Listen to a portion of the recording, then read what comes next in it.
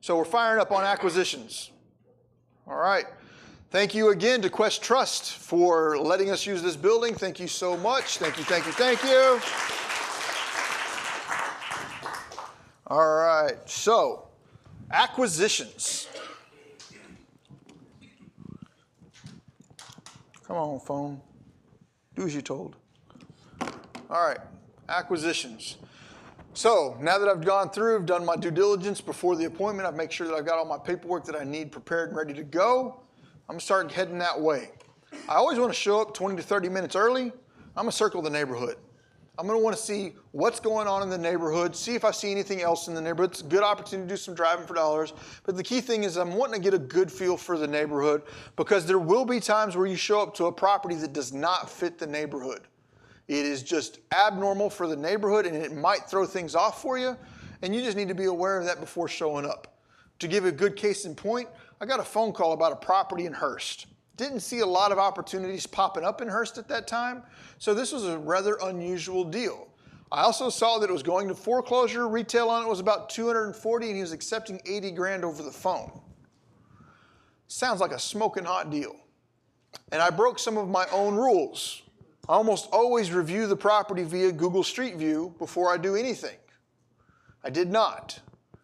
I showed up to the house. It was on a cul-de-sac.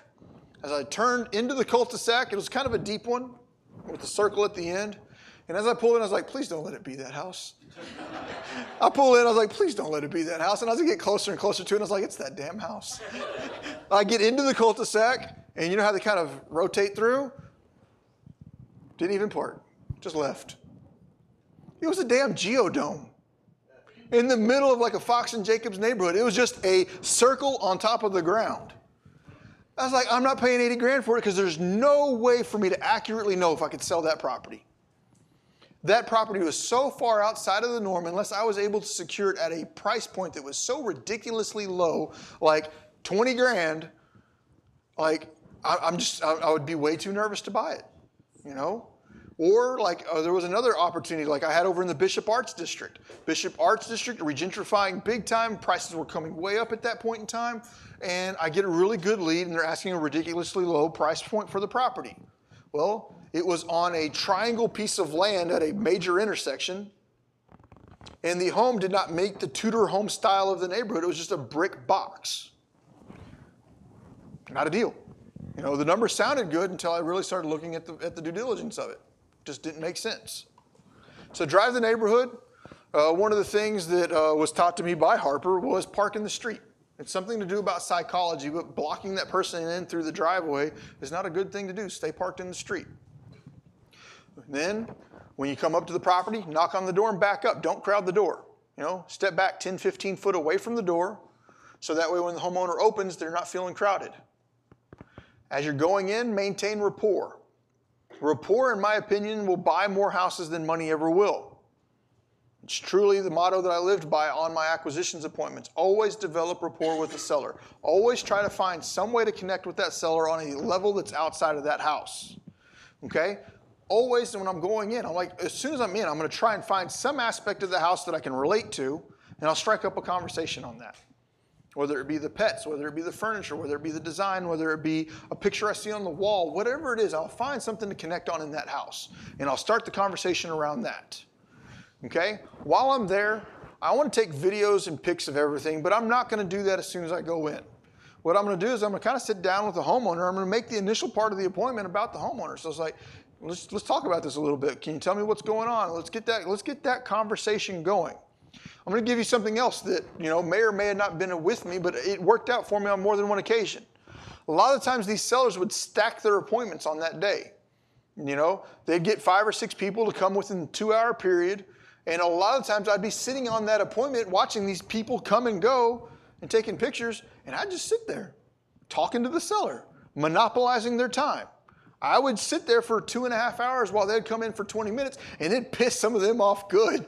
I'm sorry if I've ever done this to one of y'all, but it would piss some of them off good because they're trying to come in, they're trying to talk to the seller, they're trying to do their thing.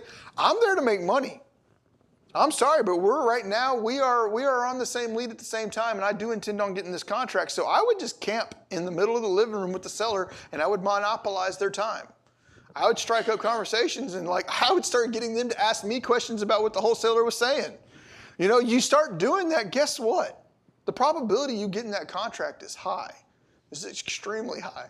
So moving forward, get that credibility going, and then always ask for permission. It's would you mind if I take some pictures and video of the house? Oh, no, go right ahead. Well, would you mind coming with me? Always bring the homeowner with you throughout the whole thing. And the reason that is because a lot of times, yeah, just go for it. No, try to well, can you come with me? Because I might have some questions. Ultimately, the reason you want them to come with you is because they want to see, they've been living there for 20 years.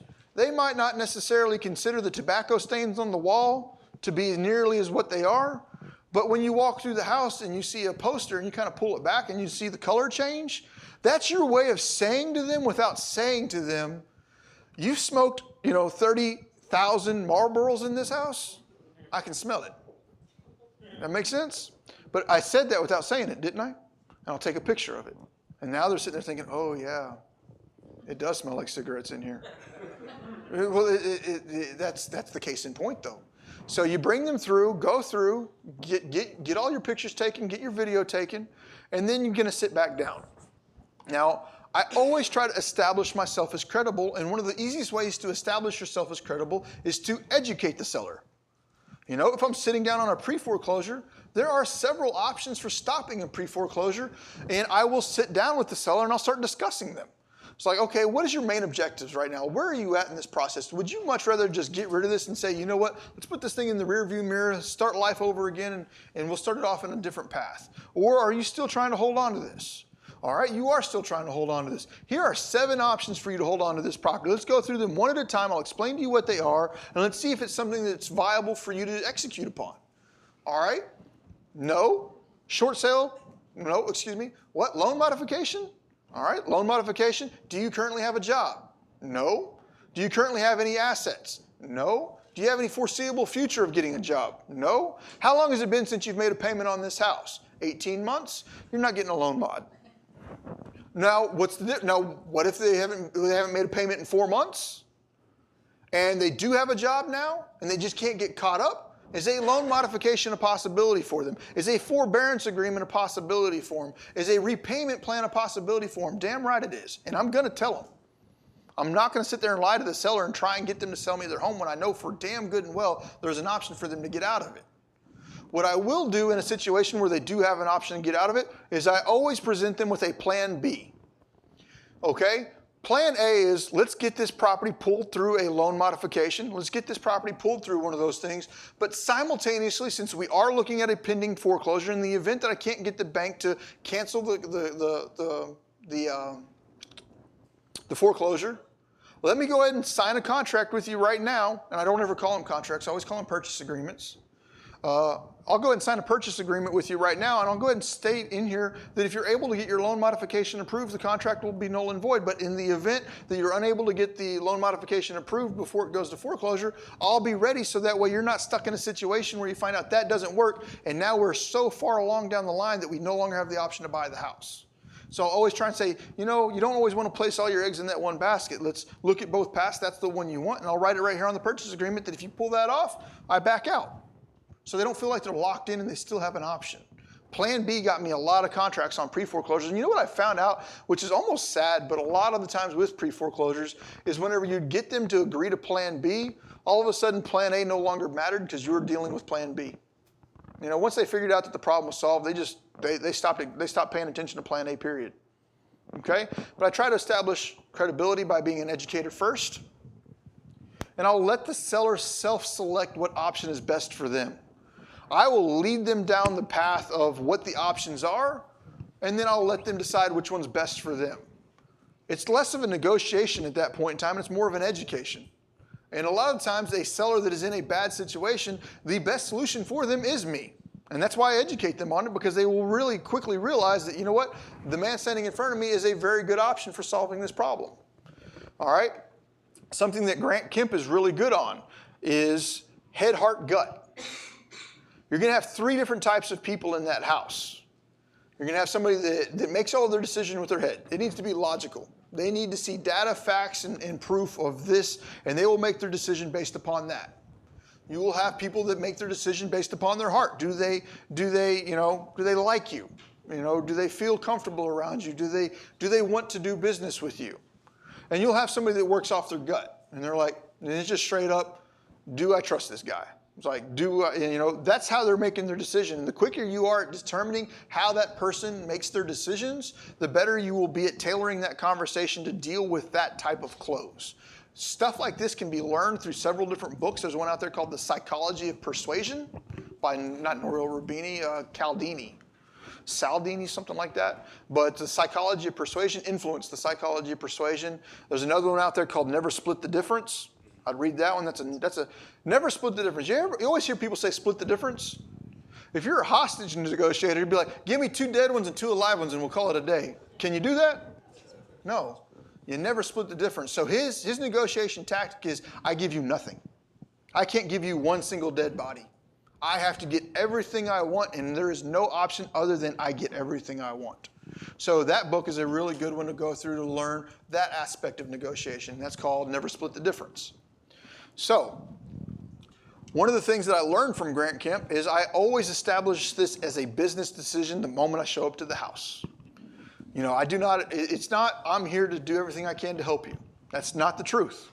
I'm doing everything I can here to transact a business transaction, but my ultimate goal right here is not, to do everything I can to get you out of this house. Because if my ultimate goal is to do everything I could to help you out of this house, I'd just go ahead and pay your past due payments. But that would make a good business decision for me, would it? So I try to establish right up front that this is a business decision. I will do everything I can as long as it makes sense as a business.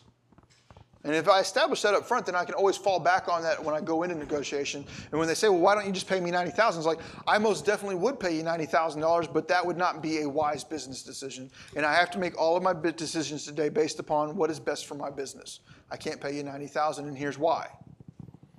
Your points? You had a question? I did. I'm so sorry. That was the best gold nugget I think I've ever heard. That plan B in the contract. Okay. My only question about that is, how do you assign them? How do you assign something with a plan B in it?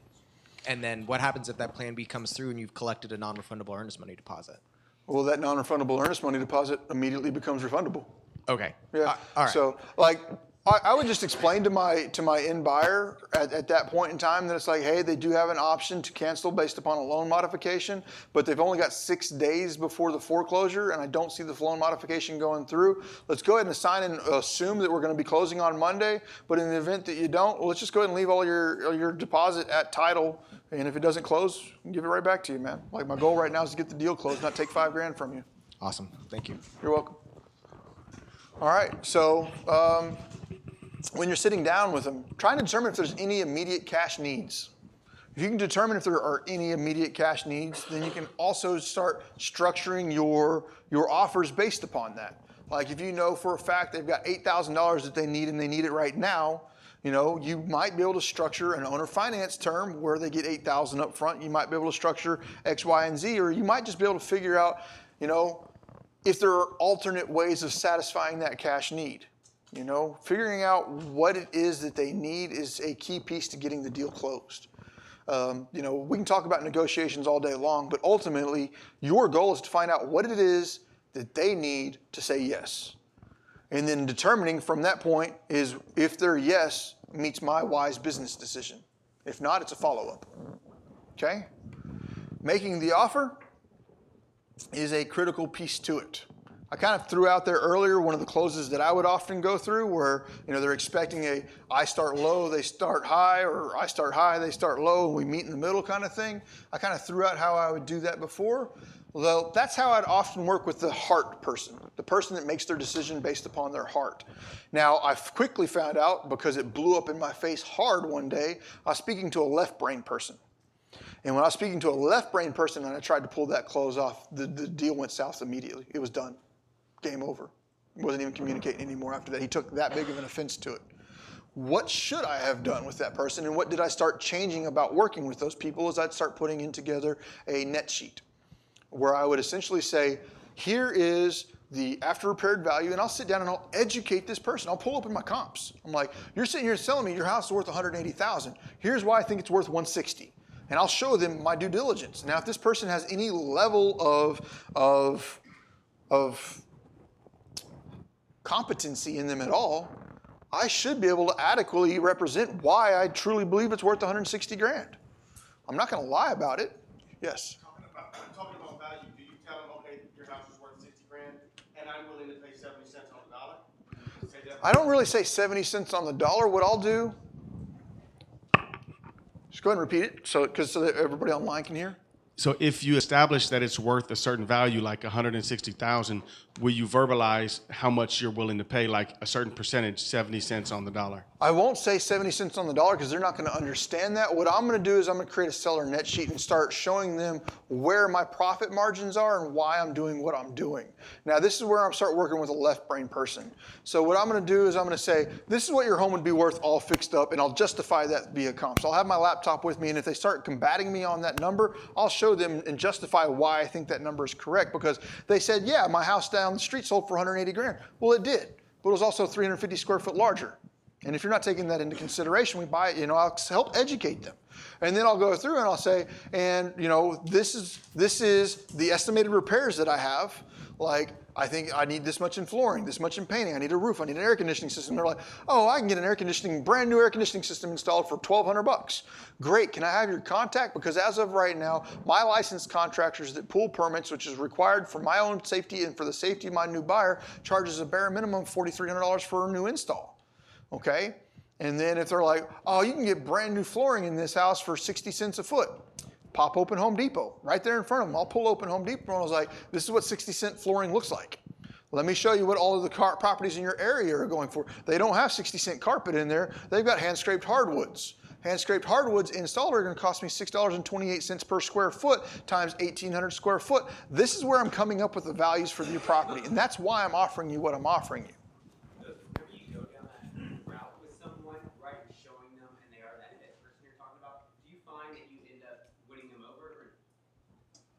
What I'll do is if they're stubborn, then there's limited that I can do outside of just continuing trying to combat the situation. If I'm getting to a point where it's coming to a head, I'll back off, divert the conversation, come back to it, and just keep pivoting back and forth. It's like a boxing match. You're just kind of moving it around.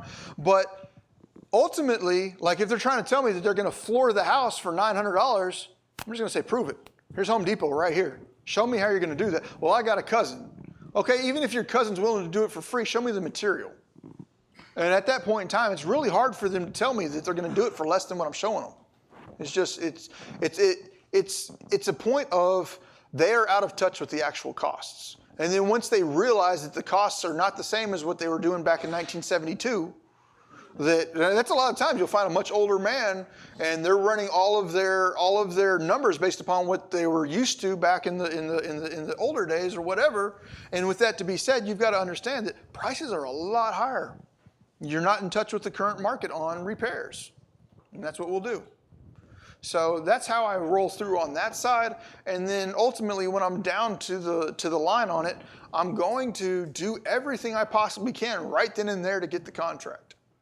Everything I possibly can. And if they are absolutely like dead set saying, you know what, I want 90 for it, and I know that my top dollar on it's 82, I might just go ahead and say, you know what, I'll take it at 90 and I'll up front tell them I need a 3-day option to have a contractor confirm my repairs, because while I'm an extremely advanced real estate investor that has a strong understanding of repairs, at the price point that you're offering this to me at, it's way too close of a margin for me to feel comfortable on. Give me a 3-day option to get my contractor in here and see if I can get something pulled off. During that time, 2 things will happen.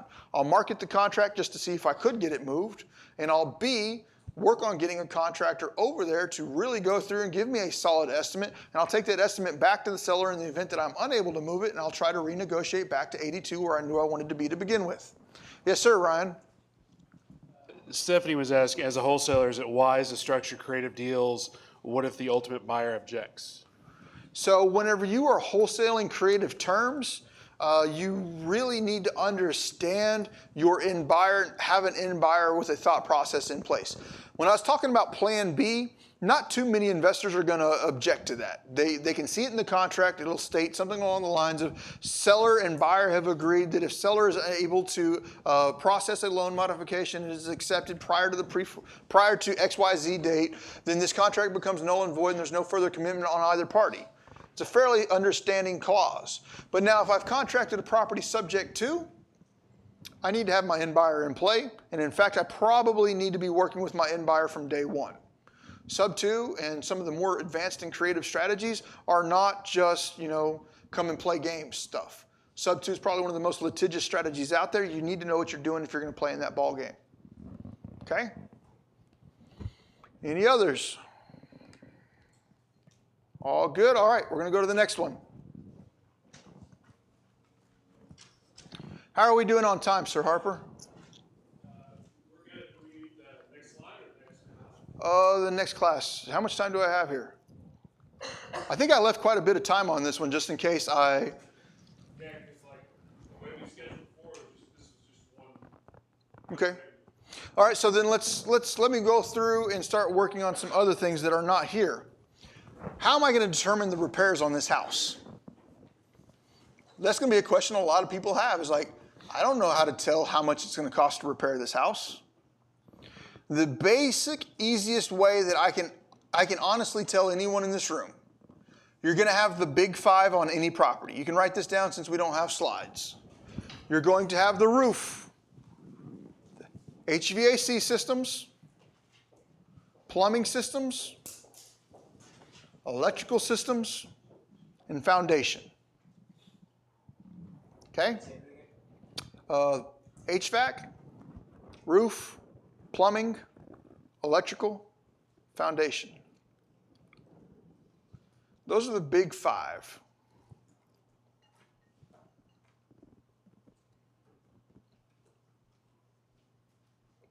Okay? Each one of those are going to have their own included repair costs and key things to look out for. All right? If we know that the house needs a new roof, you don't need to be a new roofer to show up and see that there's shingles missing off the house, or if you ask the seller when's the last time the roof's been replaced, and they say they don't know, it's probably at a point where it might need a new roof. Let me give you a hack at figuring out the price of a roof. Single-story home, if it's 2,000 square foot, take 2,000 times 20%. 2,400 square foot. And then figure out what the average price of a square is in your area. A square is a 10 by 10 area of shingles. Roofers will typically bid their jobs by squares. They'll say something along the lines of, I'll do it for 190 a square. I'll do it for 165 a square. I'll do it for 200 a square. Well, if I know that I can probably get it done respectably for 200 bucks a square or 200 bucks a square for easy math, and I've got a 2,000 square foot house. I've given myself a 20% overage. Now we've got high peaks. We've got other things. I'm just trying to get a wag at this. Well, 200 times 2,400 square foot is, 2,400 divided by 100, which will give me 240, right? Right? Why am I getting to 240? Because now I have 240 squares up on the roof. And I multiply that times the cost per square of 200. I'm looking at about 4,800 bucks to replace that roof. That's a fairly decent ballpark estimate on a single-story home. If you have a 2-story home, well, you know what? Let's say kind of guesstimate how much roof's actually up there. If you got a 3,600 square foot house, maybe there's 2,200 square foot of roof up there, and then run the same calculation and throw extra 500 to 800 bucks on top of that for the fact that it's a 2-story. This is not a guaranteed estimate. It'll get you close. Okay? Now we got to talk about the electrical systems, okay? We can get really deep in the weeds on electrical systems. There's a lot of things to look at, think of, and take into consideration. That comes with more and more experience. But if you have one of these 3 electrical panels, a Federal Pacific, a Zinsco, Z-I-N-S-C-O, FedPac, Zinsco, and what's the last one? Sylvania, thank you. I always forget that one. If you have one of those 3 panels in the property, and it is common, and I have to clarify this with, is it common for those to be replaced in the neighborhood? You know, if I'm seeing a gentrifying neighborhood that's going through and seeing a ton of remodels in it, then I probably need to replace that electrical panel. Now, if I'm in a stabilized neighborhood that's never really seen any massive remodels, I might be able to assume that my end buyer will leave that panel there. This is where experience comes into play. But to replace that panel, $1,500 to $2,500. To move that panel, $3,500. Replace it means you pull one out, put another one in. Remove it is code says you have to have 36 inches of clear space all the way around your panel. Well, if I'm in a laundry room and I don't have that 36 inches of clear space around it, for it to meet code on a heavy remodel, that panel has to be moved. Okay? Just things to think about. You know, am I dealing with aluminum wiring? I'm just throwing information out there for you so you can see the depth of what this could be. But what I'm also not wanting to do is just overwhelm you with thoughts, because I want to figure out what the big 5 problems are, and then from there, move forward. HVAC system is a common one. If I have a central heating and air conditioning system that needs to be replaced, and all I have to do is replace the unit itself, I don't have to replace and add ductwork and do all that stuff, I can say that probably for around $3,500 to $5,000, I can get a brand new A-coil, condenser, and furnace. So if I just put $4,000 on there, I will be close. So if I know I've got a roof for $4,800, I'll just call that $5,000. And I know I've got an HVAC system for $4,000. I now know that I'm at $9,000 just for those 2 systems. Now, I always want to work with a local general contractor that is familiar with real estate investors, and I am going to ask them, and they should often be able to tell me, what is a good ballpark price per square foot to do a cosmetic remodel? Okay, I'm going to say that again. What would you typically charge per square foot to do a basic cosmetic remodel? Cosmetic remodel means paint, flooring, light fixtures, doorknobs, stuff like that. Clean up the bathroom, clean up the kitchen. When I say clean up the kitchen, then we're not replacing all the cabinets, but they will put new countertops in. They will paint the cabinets. What are we looking at? Most of the time, they're going to be able to tell you, you know, way back in the day, you know, we're looking at 14 or 15 bucks a foot. Right now, we're looking at like 19 to 22 a foot.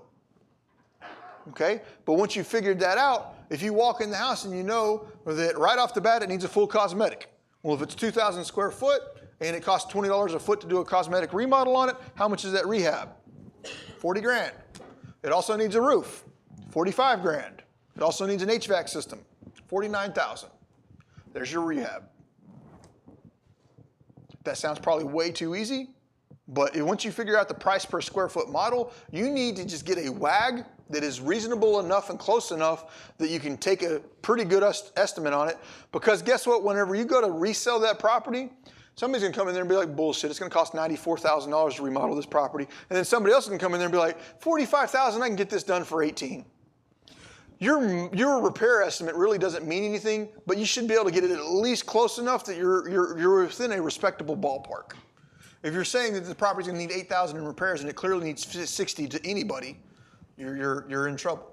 But you get to a point where you're close enough on the repairs that you can start ballparking and getting in the door, you'll be able to achieve some contracts from there. Okay? Any other questions?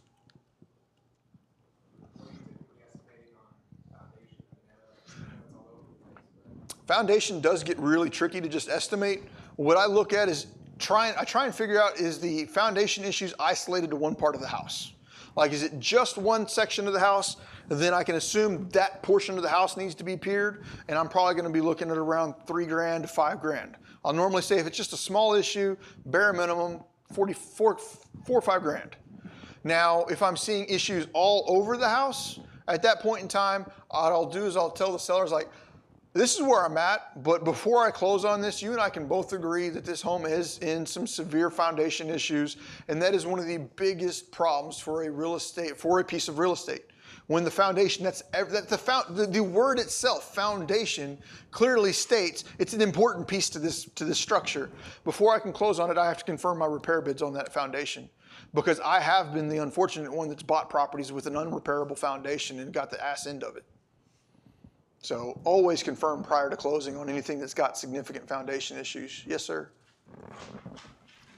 So just for clarification, if you do, let's say, $20 a foot on average, do you add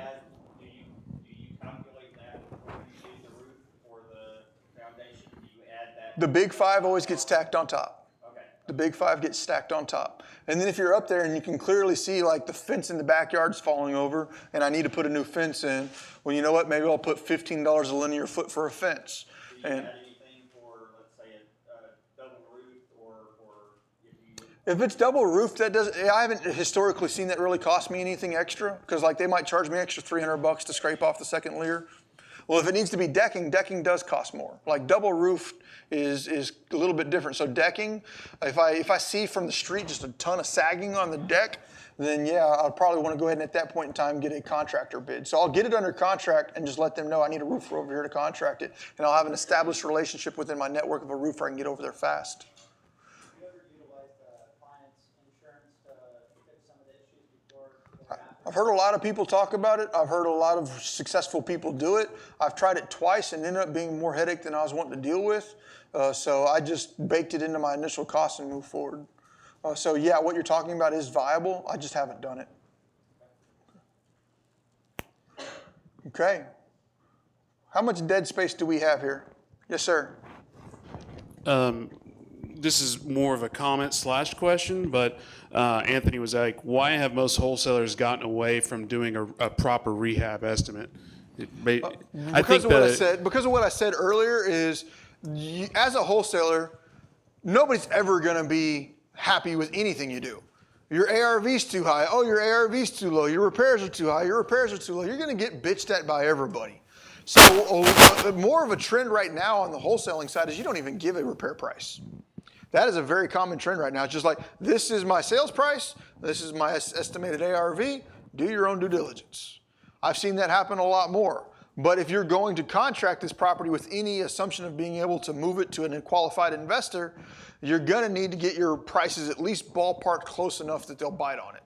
You know, if you're trying to put $10,000 on a $50,000 remodel, no one's going to buy it.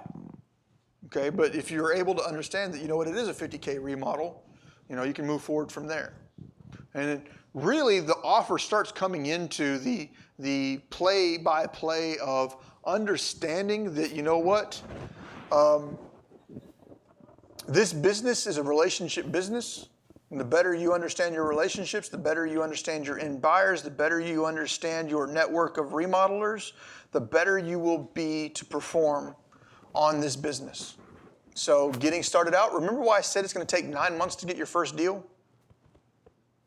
Anybody remember why? Because you're going to fail.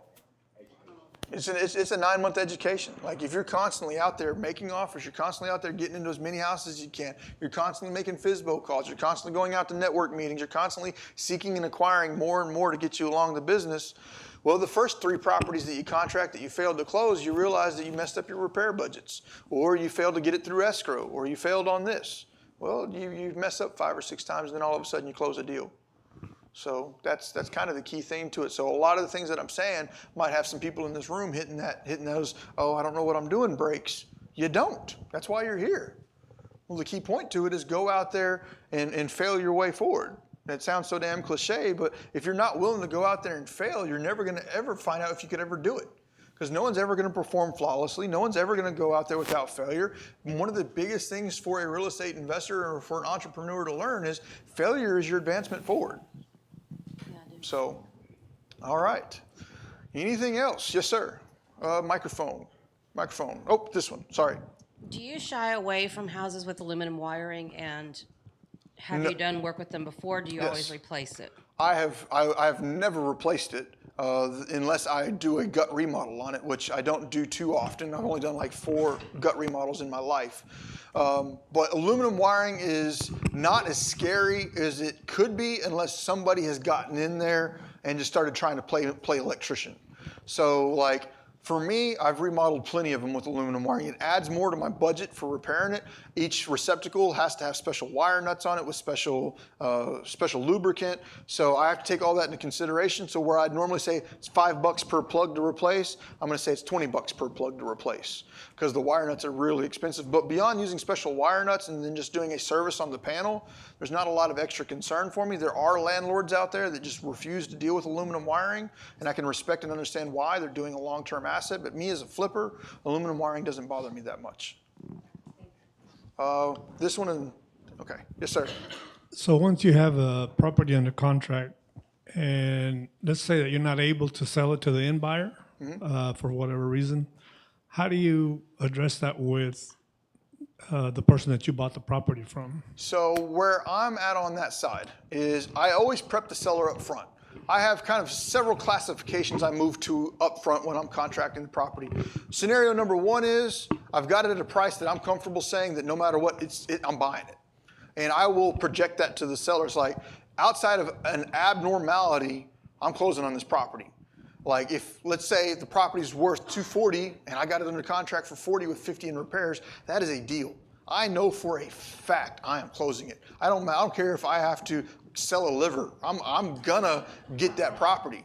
I have that level of confidence, and I'll convey that level of confidence to a seller. But now let's say I'm sitting down with the seller and we're going back and forth for an hour trying to figure out a price that makes sense, and they've pushed me beyond a threshold that I'm comfortable with.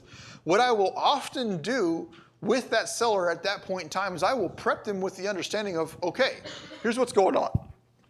I have several options. The reason I started out up front offering 50 is because my primary motivation for this is I wanted to buy it to fix it up and sell it.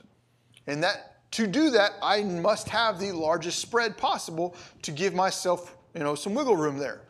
And then when we got up to that $60,000 mark, I'm like, well, okay, I can no longer remodel it because that just doesn't make sense at $60,000. But I'd be okay with holding this as a rental. At $60,000, I'd be okay with holding this as a rental, and it spreads my risk out over time, so I'm in a better position there.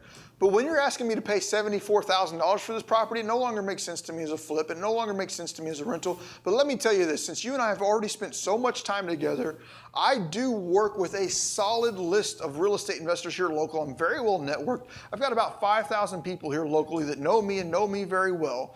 What I would say is instead of you continuing down this path of 20 more conversations like the ones you and I just had, what would you say is if I went ahead and contracted it with you at $72,000, and then I would talk to my network of friends. I've got close to 5,000 of them. I can shoot out an email tonight, and I'll have all of them in front of it, and I'll see if any of them would be willing to partner with me on this property at 72. And they have a different buying criteria than I do, so they'd be willing to probably pay a little bit more. But right now at 72, I cannot guarantee you that I'll close on it, but I do have such a strong network of people around me that I'll ask all of them if they'd be willing to move forward with this as a partnership. And I've already prepped that seller for two things. One, it might not happen. And two, that I'm going to bring a partner in on the deal. And that right there opens me right up for a wholesale. So anytime I'm working on a cash, I start out low enough that I'll buy it no matter what. And then if they start moving me up to a price point where I'm forced to wholesale it, then I will start disclosing right then and there. It's like at this price point, I'm at a point where I know you're tired of having these appointments. Instead of you doing 20 appointments one at a time, I can get 5,000 people to look at this property right now. Yes, sir.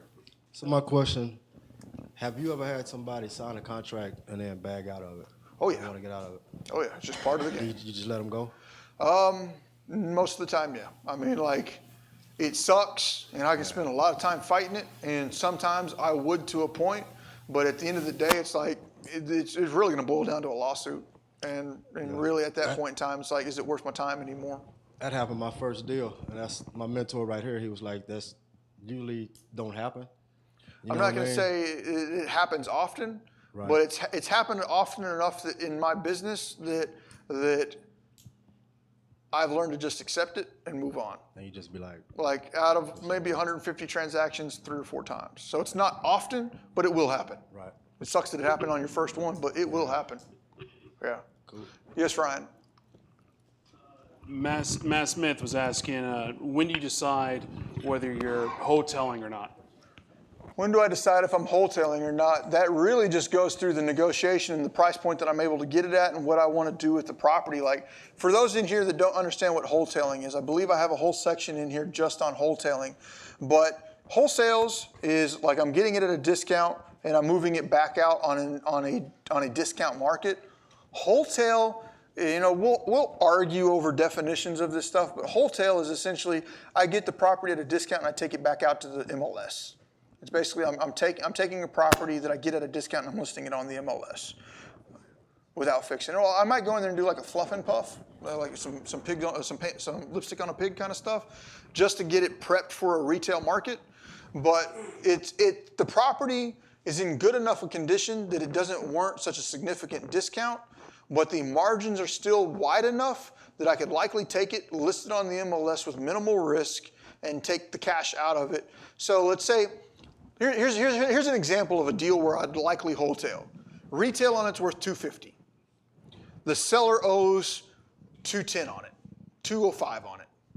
The spread isn't really large enough for me to take it down with any sort of hard money and or private capital where I'm having to pay points, holding costs, and everything else. What I might be willing to do with the seller is like, hey, right now, I think I can sell it for $250. But if what you take into consideration, I have to pay 6% in realtor's fees. That's what, almost $13,000 or $14,000, $15,000, about $15,000 right there. So that $250 really quickly becomes $235, and then I'm gonna have to put another $5,000 or $6,000 in to just clean up the paint in the house. Well, that takes me really quickly back down to $219. Well, at $219, and if I buy it from you at $210, the margins are so close, I might be in some trouble. If you'd be willing to let me make your payments for you on your behalf, I'll contract it from you at $205, and then I'll have your loan paid off in the next 6 months. What I'll do is I'll take the property down subject to, list it out on the MLS, I'll get it sold, I'll put 15 to 20 grand in my back pocket with a fairly simple problem, and then I'll get them cashed out of their loan and I make my money. So that's a common scenario where I'll wholesale something. I'll wholesale something if it's, or in the instance that the discount is so incredibly great that I don't want to try and introduce it to the investor market, I'll take it down right there and then I'll stick it out on the MLS, which is the largest viewership of buyer pool, and I'll sell it that direction. So those are two scenarios where I'll wholesale something. Yes. No. All right. Quick, Daniel. Yes. Can you go into the difference between on Propelio.com where, like, in certain areas we have access to true MLS? What's the difference between that and like the data nationwide? Okay, so we have, through our partnerships with real estate brokerages, Propelio.com is a virtual office website. That right there is essentially a brokerage back office. I'm getting into technicalities because when I speak on this, I have to.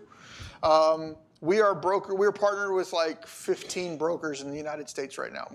All of Texas data is pretty much coming through brokerage partnerships. Arizona, St. Louis, Chicago, Indianapolis, most of Florida. But for us to get national MLS access, we found somebody else that was already doing what we were trying to do, and we just paid them for their services. So they are aggregating the national data. So in services areas outside of the ones I just mentioned, we are using a third-party data aggregator to get that MLS data in. It's still MLS data, but we are not the ones curating it ourselves. All right, let's take about a 5 to 10 minute break, and we'll come back. All right?